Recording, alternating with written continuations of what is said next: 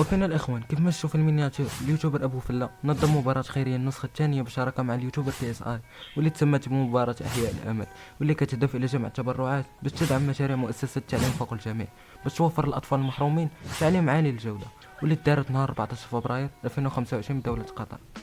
وهذا التاريخ مفكرك بوالو زعما؟ لا ماشي داكشي اللي كتفكر فيه. هاد التاريخ هو النهار اللي اعتزل فيه رونالدو الظاهرة، واللي هو 14 فبراير بالضبط. واللي كيميز هاد المباراة على باقي المباريات هو انها كتستضيف لعابة قدام كروبرتو كارلوس، هنري الى اخره. داكشي ديال بي اس كاع اللعابه الليجند حضروهم وكيتواجدوا فيها من اشهر اليوتيوبر اللي غادي يدير واحد النيفو هربان. كرة لسبيد، يلا خلينا نشوف السبيد. شوف هو سريع ترى. ها نوت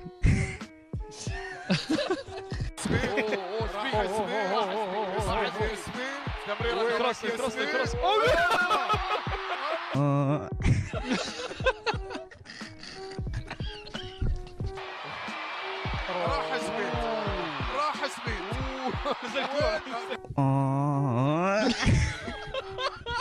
اكثر لاعب فت موجود. راح بوفنا الكل مر بوفنا وقع بوفنا.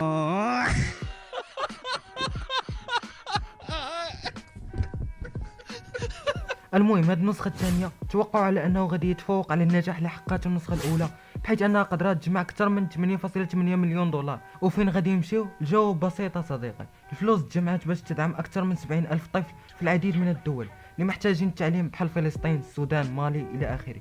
واللي يعجبني اكثر هو ان هاد المباراة ما دارش على مصلحة، لا الهدف ديالو نبيل واللي كيستحق التصفيق بالرجولة. فهنا كنكون وصلنا للاخر ديال الفيديو. سمحوا لي ما نقدرش ندير لكم تلخيص لهاد المباراة حيت ما نقدرش نفوت 3 دقائق ونص في الفيديو نظرا لضعف المساحة اللي عندي. فما تنساش واحد اللايك والاشتراك بالقناة باش يوصلك ديما الجديد. تهلاو.